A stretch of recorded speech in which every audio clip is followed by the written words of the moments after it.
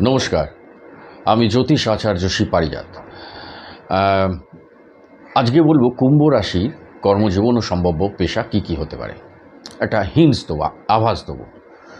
ওই যে বললাম, বিশ্ব ইউনিভার্স প্রতিটা রাশিকে একটা স্পেশাল গুণ দিয়েছে, যে গুণের মধ্যে উনি বলেছেন যে এই গুণগুলো এই জন্য দিয়েছে যে এই পেশাতে ওদের একটা ট্যালেন্ট থাকবে ভেতরে জন্মগতভাবে, এবং সেইখানে গিয়ে যদি পড়াশোনা করানো হয় বা তাদের পরিবারে সেই সব ব্যাপারের দিকে যদি এগিয়ে দেওয়া যায়, তাদের ওই পেশা এবং ওইখানে ওই লাইনে কেরিয়ার করতে আরও সহজ হবে। অনেক কম, মানে অন্যরা যত না দেরি শিখবে, যত টাইম লাগবে, এরা তাড়াতাড়ি তার চেয়ে বেশি শিখবে যদি তাদের কাছে পেশাটা তাদের সুইটেবল হয়ে যায় এই ইউনিভার্সের মানে রাশিগত মিলে। তাই এরা সবসময় না, এই কুম্ভ রাশি হচ্ছে, এরা যে কোনো কিছু সবসময় আবিষ্কার অন্বেষণের প্রতি এদের প্রচণ্ড আগ্রহী।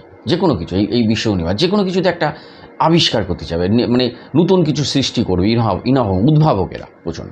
তাই এরা না প্রথমেই এরা গবেষক হতে পারে, দার্শনিক হতে পারে। আমি এগুলো পরপর বলছি, পড়াশোনাটা তো কীভাবে করবে সেটা আমি আগে বলেছিলাম।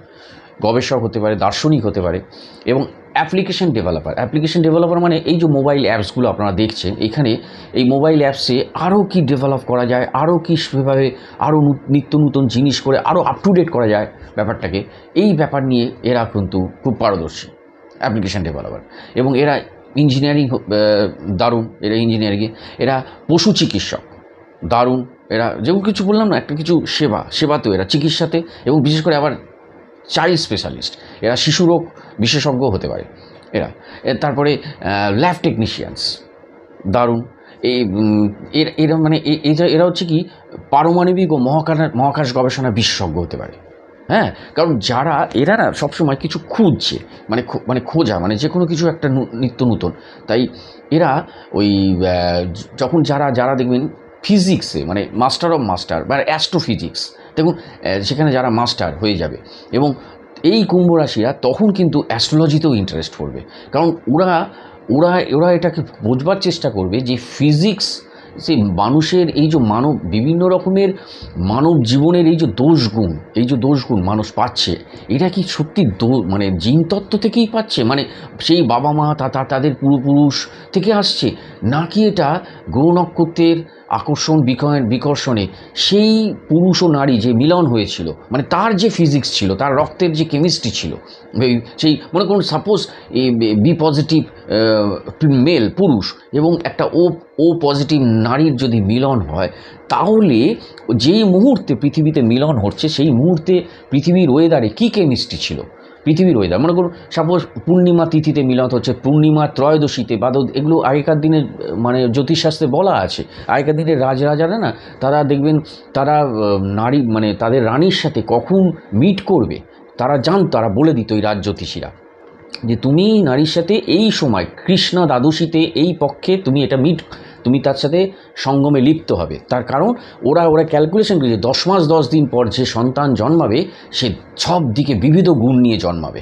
তো এই যে সায়েন্সটা, এটা আমরা ওই সময়কার ওরা না গবেষণাটাকে ডিলিট করে দিয়ে চলে গেছে। যার ফলে ওরা এটাকে কেন করেছে ওরা ডিলিট না, এই ডিলিটটা যদি ওরা না করতো, তাহলে ক্ষমতাবান যারা সমাজে ক্ষমতাবান, তারা কিন্তু তাদেরই সন্তানদের ওরা মানে সব রকম প্রতিভা নিয়ে পৃথিবীতে ঢোকাতো।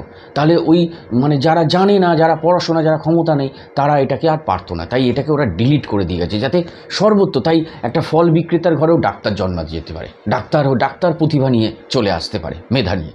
তো শুধু এইগুলো যাই হোক, তো এই পরমাণু গবেষণা, যারা মহাকাশ গবেষণা করছে এই সব ব্যাপারে ওরা বিশেষজ্ঞ। ওরা কিন্তু তখন অ্যাস্ট্রোলজি নিয়ে দেখবে যে গ্রহ নক্ষত্রের সাথে কিসের মিল আছে, অ্যাস্ট্রোফিজিক্স কিসের মিল আছে, ফিজিক্স, হ্যাঁ, মানে কেন এটা এরকম কেন ভালো মন্দ দোষগুণ নিয়ে, বিভিন্ন রকম ভালো মন্দ দোষগুণ নিয়ে, কেন একই বাবা মার 3টি সন্তান 3 রকম, তাহলে তো একই রকম হতে পারতো, জিনতত্ত্ব তো তাদের একই পূর্বপুরুষের, তাহলে 3 রকম কেন হচ্ছে, মানে 3 সময় তারা মিলন হয়েছে, ওই সময় পৃথিবীর ওয়েদারে কেমিস্ট্রি অন্যরকম ছিল, তাই সেই কেমিস্ট্রি অনুযায়ী তাদের রক্তের কেমিস্ট্রি একভাবে অ্যাকসেপ্ট করেছে এক রকম দোষকে।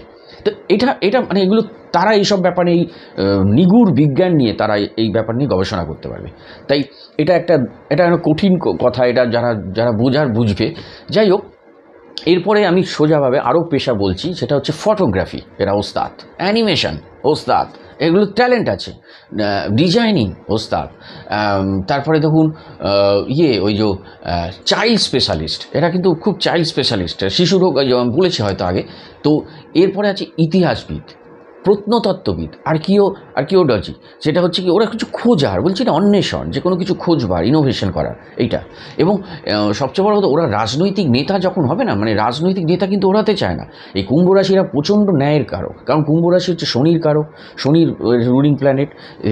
কালপুরুষ চক্রে কুম্ভ রাশি হচ্ছে একাদশ ঘর, এবং কালপুরুষ চক্রে দশম ঘরটাও কিন্তু কর্মের ঘরটা, সেটাও শনি, মকর রাশি। তাহলে 10 আর 11 কিন্তু শনি ধরে আছে, মানে আপনি যদি কর্ম করেন শনি আপনাকে ডিনাই করবে না। যদি আপনি মনের জোর লাগিয়ে কর্ম করতে পারেন তাহলে শনি আপনাকে ডিনাই করবে না, সে আপনাকে দেবে, শেষ মুহূর্তে শেষে দেবে। তাই এই যে এরা কিন্তু রাজনৈতিক নেতা, মানে এরা কিন্তু ন্যায়ের কারক শনি। আবার মানে আপনি অন্যায় বা ভনিতাবাজি এসব ওরা পছন্দ করে না।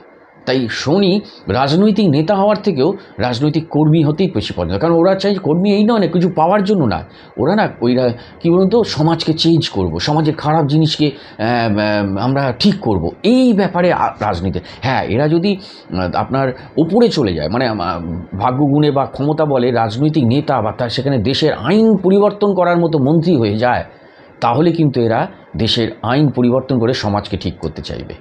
এই জন্য ওরা না ওই ন্যায় দিতে গিয়ে ওরা বিচারক হয়ে যেতে পারে, দারুণ, মানে আদালত ওকালতি করে এবং বিচারক হতে পারে, মানে সবসময় একটা কি ন্যায়ের পথে থাকবে। এইটা গেল।